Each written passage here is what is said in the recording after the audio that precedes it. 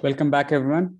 Um, we're going to start a panel, and the topic of the panel is going to be the impact of the pandemic and changes in administration on the payers.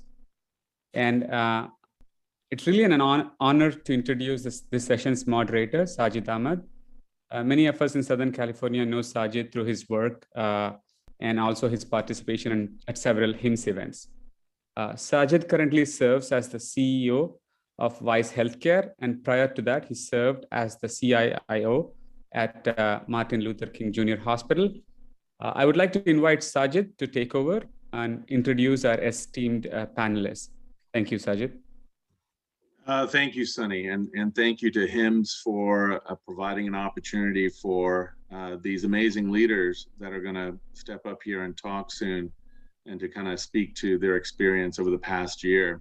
Let me provide for everyone just a quick edit.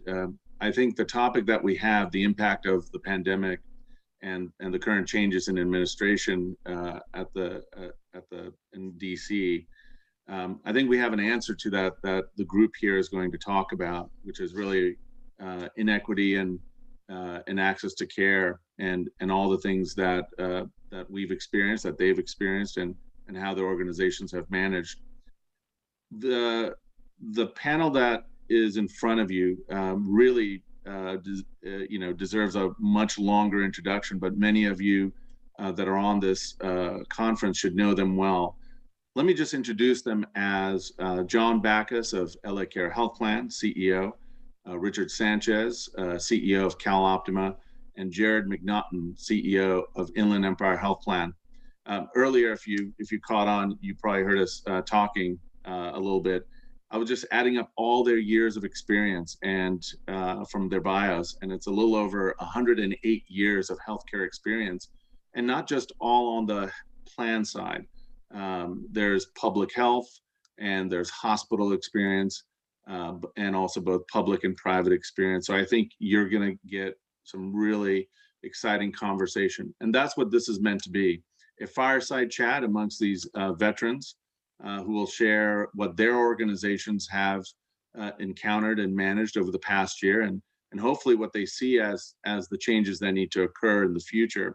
Let me just say one last thing.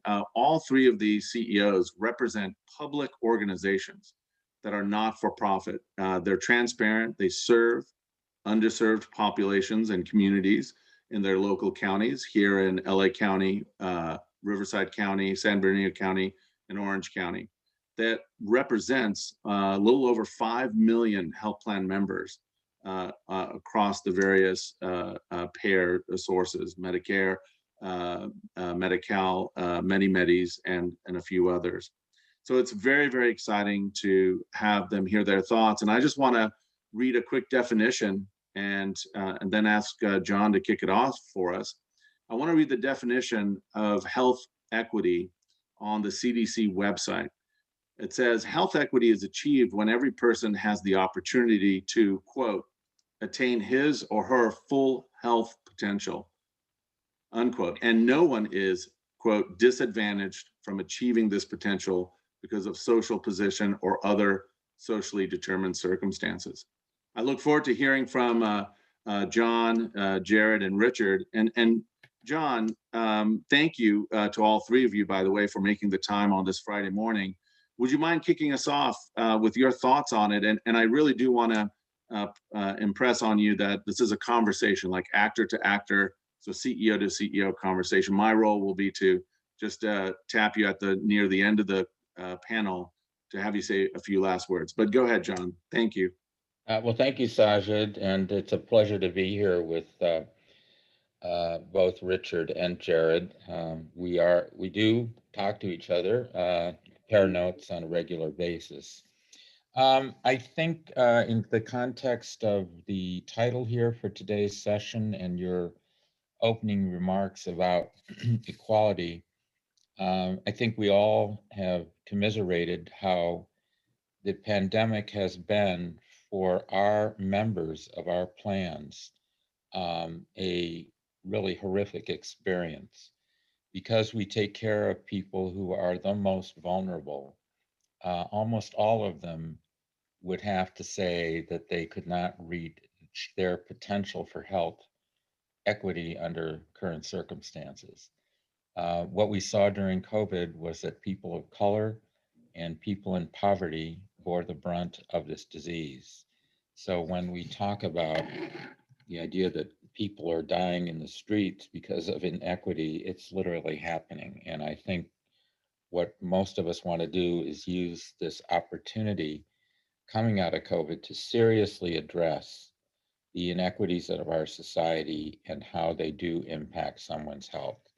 So for instance, in our health plans, and I'll use LA Care as an example, 44% of our members are Latino. They had 3 times the rate of infection, hospitalization, and death than our white members. And why is that? Well, a third of the people who are on Medi-Cal work, which the public doesn't believe, but that's the truth. Now, many have full-time jobs, some have part-time jobs. When the pandemic hit and the recession, those people, 2 things happened to them. They were either immediately laid off because they worked in the service industry. They were the housekeeping staff, the bartenders, the valets, and kitchen staff, or they could not remotely work from home because the jobs that they had, also in the service sector, required they be there. They couldn't do it from their living room. And as a result, these people were exposed more. They couldn't take advantage of what people with more resources could do, which is safely work from home or go to their vacation place at Lake Tahoe or something and work from there.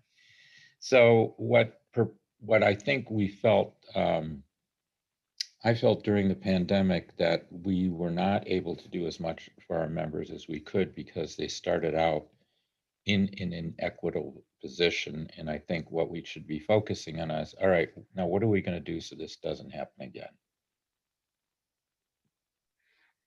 Yeah, absolutely. Let me get you guys warmed up.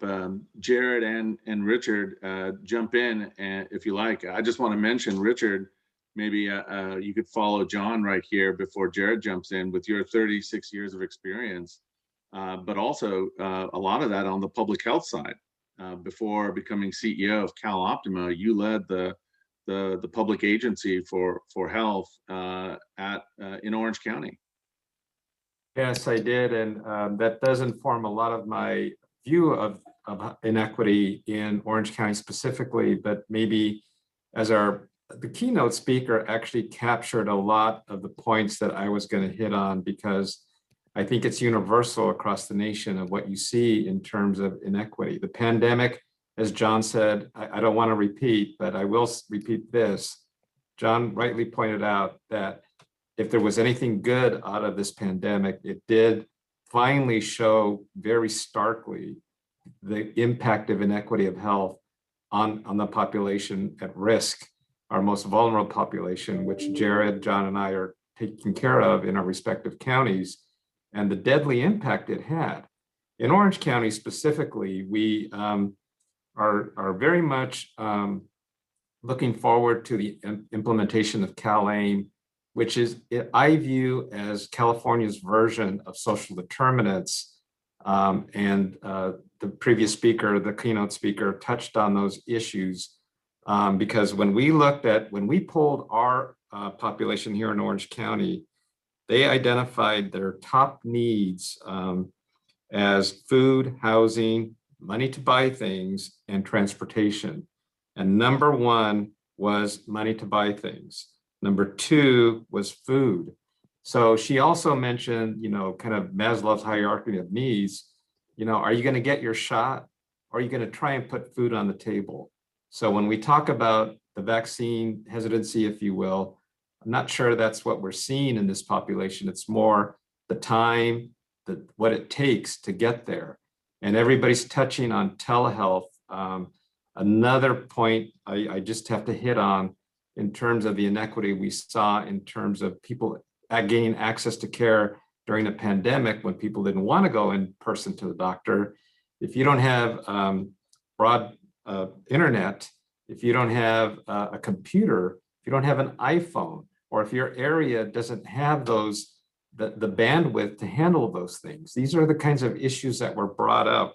And we saw a significant increase in telehealth. We went from 100 quarter one to over 200,000 in quarter two. That was like the steepest increase I've ever seen in my life in terms of people switching over. But was that our population? We have almost 1 million. So that was some of our population, but not all of our population. So the IT needs, the looking at what our population needs to quickly access to something like that are things we need to look at. And I could go on and on, Sajid, but I know we have another speaker. Well, I think you're providing a segue for Jarrod. Jarrod, I know you mentioned this as one of the key things that has been made aware in the Inland Empire. Can you speak to that a little bit more, the digital divide? Well, you bet. It's great to be with you folks. I happen to be in Washington, D.C. today. And so I'm just so happy that I could be somewhere where I'm hopeful that folks here in the DC area will take note of to really help us move on some broadband access. In our particular health plan there at IEHP, we serve the largest geographic area of all of the public health plans with about 27,000 square miles, some very unique situations where folks that live in communities in the Inland Empire that literally have no provider coverage at all. And because of that, our transportation costs, for instance, pre-COVID, when we were moving people around throughout the IE to get the care that they needed, for just 1 year was well over $100 million. It's incredible how much money we were paying to move people around. And overnight, as Richard and John said, that of course transitioned quickly into the virtual care side. And if there was one good thing that came out of COVID, it was that both the state and federal government became very reactive in a good way to get virtual care and virtual visits moving quickly. From telephonic to virtual visits like all of us are doing today. But as Richard pointed out and John pointed out, the access to broadband, especially in our geographic area, is incredibly light. It's very, very tough for people to have access either to broadband internet access or to have a device that can actually connect in. And so this initiative that's underway right now to both virtual visits as part of the ability for our providers to serve our members is of utmost importance, both on the federal and state side. And in addition, making sure that folks have access via a mobile device or some type of a device to have that. Plus, some of the really great work that's happening on Bluetooth connected devices for blood pressure monitoring, glucose monitoring, and other things like that has to even escalate and happen more. And so our hope is that both the federal and state side will continue the push to keep that as part of the plans, to make sure that the reimbursement flow for that happens, to make sure that our providers have access in their own offices, because many of them did not also have even an EMR system to be able to connect in, like you would imagine. And so all of those things, I think, are the good things that did come out of COVID. But to both my colleagues' points, the incredible inequity was actually, I think, the spotlight was shown even brighter on those inequities. And I'm just thrilled with the work that Richard and John and our team at IHP is doing to try to help really fill the void on the digital divide with some unique advocacy work that's happening in Southern California. So I really appreciate them. Awesome. Well, look, each of you got a chance to kind of get started here and get warmed up. I think to kind of push this along in the way that it needs to be for a fireside chat, I'm going to ask Jarrod and each of you in turn to ask the other or the other two a question about what their organization has been doing or plans to do, and really kind of instill this conversation. So Jarrod, you made some excellent points. And I know, as John Backus mentioned, you guys talk all the time and connect with each other, especially during this past year, during the pandemic, and being adjacent to each other in the service that you guys provide in the counties. Is there anything that you would want to ask John or Richard or both of them, specifically, so that the audience that's listening in can get some insights? Is there any question you have for the other two? Well, you know, it was interesting because our organizations share a lot, Sajid, as you might imagine. In fact, Richard and I, we just had our teams together. I think, Richard, it was just a week ago or so to actually share some best practices around innovation and to learn from one another on what we're doing with our plans and strategies in the future to how to best really meet the needs of the populations that we serve. And of course, John, being a neighbor as well of ours, we do a tremendous amount of work together. They're fantastic partners in Southern California. And I would love to learn from my colleagues while we're on the line, something unique in their organizations. And I'll just share with you a uniqueness that maybe they can piggyback off of. You know, when I arrived at IEHP about 3 years ago, my whole career prior to this was spent on the provider side, where I was the CEO most recently of an academic medical center back east called Kettering. And I had assumed that with the health plan side, you know, it's interesting when you come from the provider world, and Richard may have seen this from his past life in public health and other county agency work, and I'm sure John did from his past life on the East Coast. I would have assumed that some of the work that happened with EMR integration, for instance, was a little bit more down the road, especially within California. And I was quite frankly shocked when I was sitting across from our clinical analytical team, and they had shared with me, Jarrod, you're going to be amazed by this, but we have 433 different electronic medical record platforms in our market. And I just was blown away. In fact, I'm rarely shocked at that level, but I could not believe it was that many. And I'm curious if my colleagues are seeing that kind of level of just unique differences within their market among the primary care groups and the hospitalist groups, or if they're seeing more integration happening within their market. Because for us in the Inland Empire, it's a huge barrier to the things we're talking about with the digital divide, and also with, of course, access for virtual care visits and among other things. Well, I can tell you that in LA County, it is as big a mess as you described in terms of the different number of platforms. And Jarrod, I do want to observe that you're in Washington, D.C., and I assume you're there to personally collect some relief funds for Inland Empire Health Plan and fly back with it in cash. Very good move on your part. We're very concerned about with the greater issue on the digital divide. So yes, having a lot of different platforms makes collecting data, particularly because the 3 plans have to report encounter data back to the state, and trying to collect it from all these different platforms is a nightmare.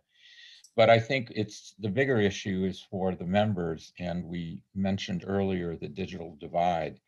So again, during the pandemic, while it's great that CMS has allowed telehealth to go on, we know that for many of our members, they may have a cell phone, but they don't have a smartphone. So they're limited in their ability to take full advantage of that. And of course, we hope that CMS extends their approval of this beyond the pandemic emergency. So one of the things we're doing at LA Care that since that was Ask Us Something that we're doing, you know, we have 8 community resource centers, and these are storefront locations in strip malls, but on the street that we have had for years, and we're building more. We'll have 6 more by the end of 2022. So the community resources are places that people can go for health education classes and so forth. But in a partnership with Blue Shield Promise, we've expanded, and what we're doing is putting telehealth connectivity in those resource centers. So if someone doesn't have it at home, they can come to our resource center that's closest to where they live, and they can get online and do a visit with their provider using the best technology that's available for them. We think that will save them from, if they can't participate electronically because they don't have the right equipment, coming to the resource center will be easier for them than actually going to the doctor's office, which we know for many of our members, transportation is a huge challenge. So we think those resource centers add value because they're more than a plastic card in somebody's wallet. So if I could jump in here, going kind of back to what Jarrod was talking about, my experience with public health, unfortunately, was similar in that even within my own agency, where I had public health, behavioral health, and I had actually the care of the inmates at the jail as well as part of the duties that I had, all three using different platforms within my own agency. So I couldn't even talk to each other within my own agency. I will say the County of Orange did take an initiative recognizing that the link between health and other agencies, social services agency, our housing agency, and our criminal justice system, quite honestly, our sheriff's office and district attorney and public defender created what they call the Orange County Criminal Justice System Coalition. And one of the first efforts, and this is pre-pandemic, so the issue at the moment was homelessness. And so realizing that that population frequently touched base with all of those agencies, why aren't we talking to each other? Why aren't we talking to each other? Because we all have our own silos and we all have our own systems. So the effort was to create, at least within the county agencies, a way to talk to each other with data. We did pull in CalOptima at the time, the health plan, and we saw them as kind of the second wave of folding in addition to hospitals and others. It's scary. We scare people when we say, we want to see your data. And we scare people thinking, I have to buy, you're asking me to buy a whole new platform, a whole new system. No, that's what we did not say that. We were very clear. We're not asking you to change anything. We just want to be able to talk to each other because we need to, if we're going to look at a person through what we're now doing in California, which is as the whole person, every aspect of things that impact their health. And this goes back to social determinants, because social determinants should include things like the criminal justice system, quite honestly. Not all of our population, but unfortunately a lot of our population. So we're starting that. It's at the beginning stages, but I will keep the group informed on what's going on and maybe successes and lessons learned. So Richard, before you jump in, because you're the last one to speak in this round, think about a question you would want to ask the other two. But before you do that, I just want to highlight, I think for each of you, a certain, just recognition of one of the efforts you guys have each done in addressing inequity and in addressing, this access to care and interoperability. So one, John, it's amazing that you're expanding the resource centers. I know from when I was at LA Care back in the day, I think we were just opening our third, and this was, pre-Medicaid Medi-Cal expansion. To know that you guys are expanding, LA Care is expanding those resource centers and providing telehealth access, that's great. And I think, Richard, you're being polite as well. But Orange County, I think, is known for one of the best whole person care programs of the counties that participated throughout the state. In that effort of connecting your agencies together, I think whole person care, the initiative you and CalOptima you supported on the public side before joining CalOptima, I think has provided great value. And of course, Jarrod is being humble as well. I think in addressing the over 400 different EHRs that exist within the two counties and the network of providers that IHP works with. IHP is launching a community-wide EHR initiative, a small pilot to start with, to help improve those, care delivery and quality metrics for those providers by providing a payer-sponsored EHR. And in direct collaboration with local providers governing and driving that initiative. So you guys are all doing great work. So Richard, I've given you enough time here to think of a question for your colleagues or comments you want to make. So go for it.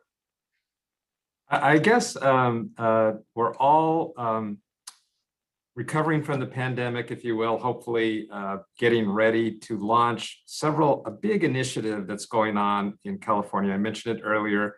CalAIM, advancing innovation in the medical health space. Just wondering where, and know that I kind of already know the answer because we do talk to each other, but maybe for public consumption of what are we doing? And the first rollout, just so you know, it's rolling out in phases. It's over 6 years. And so just wondering what Jarrod and John think of the rollout. Is it going at pace? Are we behind? Should we be pushing for more changes quickly? Or do they think this change is big and difficult? Should we just go at the pace we're currently at? Oh, I'll jump in because I talk about this incessantly. We are being asked to do a lot. I would say what we have to accommodate for January 1st under CalAIM is as big or bigger than the implementation of the Affordable Care Act on January 1st, 2014, which gave us a lot more members, either through the expansion of Medicaid or our participation in Covered California, but the benefits were weren't messed with as much. The change in benefits brought by CalAIM is a big lift for many of us.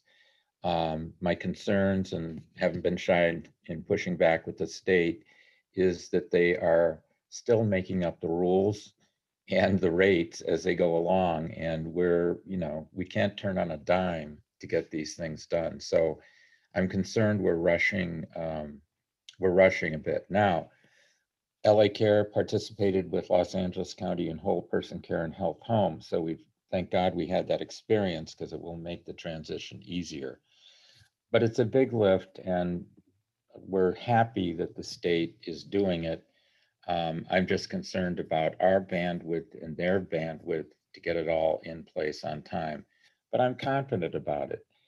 The other thing I want to mention is that because CalAIM is now allowing us to pay for a non-traditional health benefits like medically tailored meals or housing navigation services or recuperative care beds. These are things we were paying for prior to CalAIM. All of us, all 3 plans have paid for those things, and we've done it out of our unassigned reserves.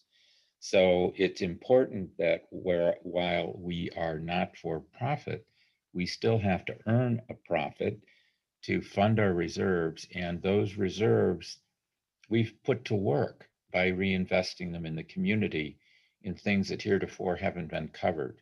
So to me, that's the big thing coming out of CalAIM, is that we will begin to provide benefits that previously were not covered that we pay out of our pocket. Now, part of the reason we did it in the past was to collect some data to show that, if you do provide medically tailored meals for congestive heart failure patients, guess what? You cut down on ER visits and readmissions, and the cost of a meal for a year is cheaper than an emergency room visit. So we've been doing that for a long time. So it's finally, I would say the government's catching up with us, and we just want to make sure it doesn't come with too many entanglements in terms of red tape. Yeah, and I would just add to that, I think John is spot on. I would just add that, our health plans, especially the public entity ones that we all represent, have a very, very unique role that we play in the communities that we serve. And in fact, I would argue that there's probably not another entity in our communities that can act as the glue to pull so many different partners together, community-based organizations, our county partners, of course, hospitals, providers together, as well as we can as health plans. And CalAIM is no question a huge lift. It's absolutely the right direction for the state to go. There's a lot of unknowns that are left. But I will say that we think it's the right thing to do for our members. We think that the integration that will take place with what Richard was talking about, even with the folks, everybody from the prison populations of when they get discharged from prison and released from prison, to make sure that there's a bridge that's already created there prior to them being released from prison into the Medi-Cal program, making sure that folks, to John's point, that really can see some valuable, very, very valuable changes made in their own life based on in lieu of services, which are those things that we can pay for, that we all have paid for in the past, but never got reimbursed for, but that the state's actually helping us to create that reimbursement schedule now. So there is some exciting pieces of that, but there is no question that the integration that's going to take now for all of us together as a team is going to be a uniquely different paradigm shift. It is exactly what Richard shared, the disparity of information between the siloed systems, and even where do you draw the line for somebody in the health plan that may have a moderate behavioral health issue versus a severe behavioral health issue, and who actually technically owns the care of that patient right now is different, because each county and health plan kind of looks at those things differently, and the information flow that happens with those partners is not nearly as easy as you would think. And so the people resources that you have to place around that, in our case, we do constant huddles with our county partners to make sure there is some information flow, along with some of the data flow behind the scenes, is tremendous. And so I think it's a huge opportunity for us on CalAIM. It's a great question, but boy, we've got a lot of work to do to make it right. Jarrod, you hit the nail on the head, I think, in what all of you are experiencing. John, you now have an opportunity to ask your colleagues, even though you guys do talk to each other all the time, but for public consumption, a question that you have of them that they can further explain what they're doing in their organizations. Well, Richard earlier talked about a survey he did where food insecurity was the #2 issue. We certainly see that here in Los Angeles, and immediately after the pandemic started and the recession started, the County Department of Public Social Services told us that the applications for CalFresh or food stamps went up 200%.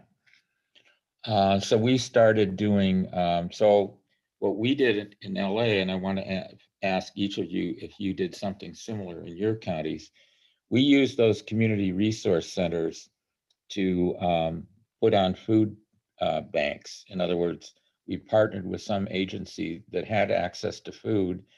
Then we provided the location, the manpower, the publicity, all of the logistics to do it. We did about 30 last year. We've started them and we're doing them still. And we'll get like enough food for 400 families, and boom, it's gone in 2 hours and there's still a line. So obviously our members are in great need. What are you guys doing locally to help address that, if anything? I'll go ahead, Go Jarrod. ahead, Richard. Well, no, I was just I was just going to share that, this is an interesting topic, because I remember when John Backus and I were talking about this very early on, and learning together about that need in the communities that we serve. This goes exactly back to a comment that I believe John made, or Richard may have made it, that it's interesting to me the massive need that was there, huge need. I've not even ever seen anything like that, with the number of different food distribution centers that we set up with partners all across the Inland Empire. But to John and Richard's point previously, if you're giving to your member that has diabetes frozen pepperoni pizzas, because that's what you're getting through the distribution chain, that's what you can get from food vendors and food distributors, that's great that they're getting food, but we're not taking it to the next step to actually do the kind of work that we are designed to do, which is to make sure that things like the medically tailored meals that my colleagues talked about are absolutely connected to the member in a way that can actually change their life, both in the health outcomes, their current health issue, and of course, for the quality of care that they'll receive in the future. And so a lot of great work had taken place, I think, at all of our plans. But to my colleague's point before, we've got to get to the next level. And that's what I'm excited about, that actually CalAIM helps to empower us to do.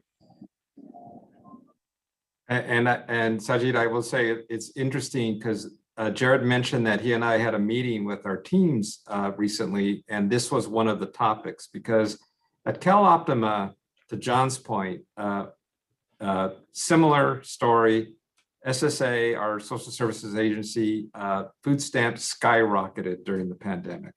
Not so much Medi-Cal. We did see an increase in Medi-Cal signups, but for food services, unbelievably impacting our food banks and our food providers.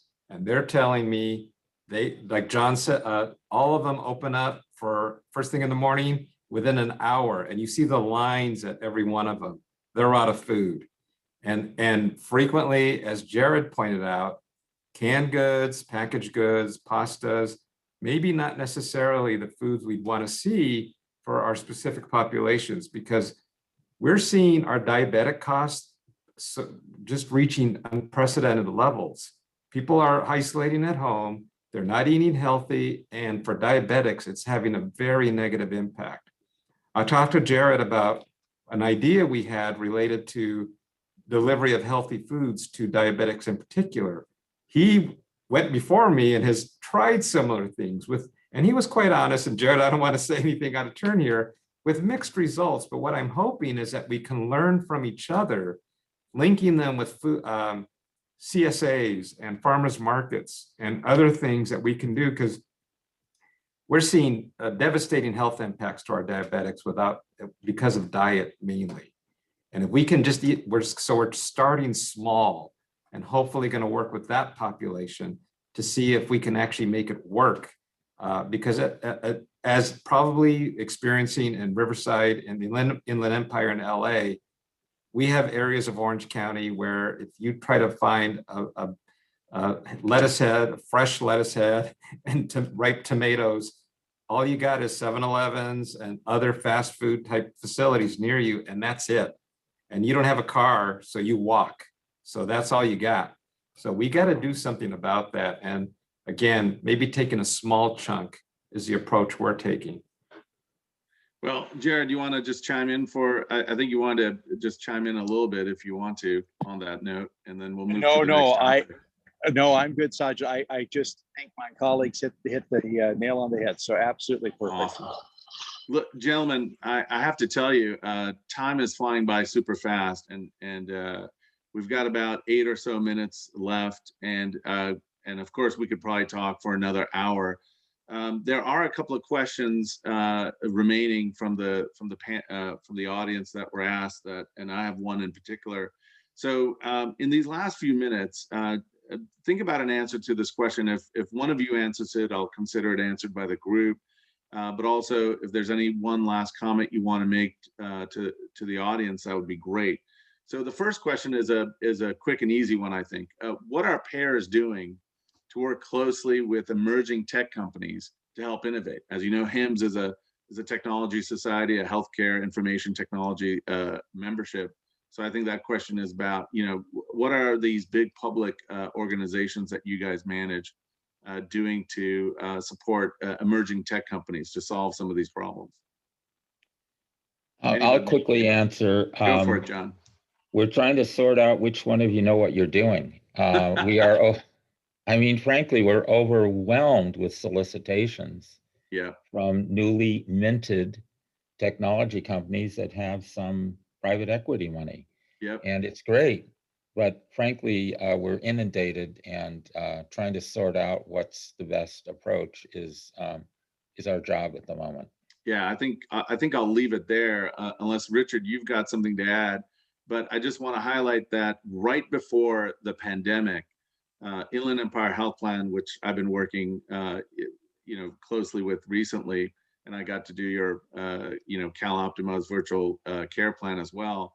But right before the pandemic, IEHP was launching a physical innovation center, and that got put on hold with the pandemic. So I think each of the organizations, to answer the audience question, is John's absolutely right. There's an inundation of new ideas and new companies hitting Medicaid and public organizations like these payers. Let me move to the second question, which also may just have a quick answer. and it's something that I'm interested in as well. The question is, what is being done to support new reimbursement codes to support healthcare organizations adopting technologies that will help bridge the gap in care delivery? I think specifically the telehealth codes and the waivers and what's going to happen next. Richard or Jarrod, you guys have a thought, just to give you a chance to chime in? Jarrod, I don't see Jarrod jumping in. I would say that first things first, I would say is I hope this isn't kind of a response and pull back because just like telework is here to stay, and that's a whole different topic unto itself internally. I think telehealth is also here to stay, and if we need to take advantage of it. So first things first, let's make sure it becomes a standard reimbursement the way it's being done now. And so in terms of that next step of what are we doing with technology, I got to say, the tech folks are aware of what's going on and aware of this space to be filled.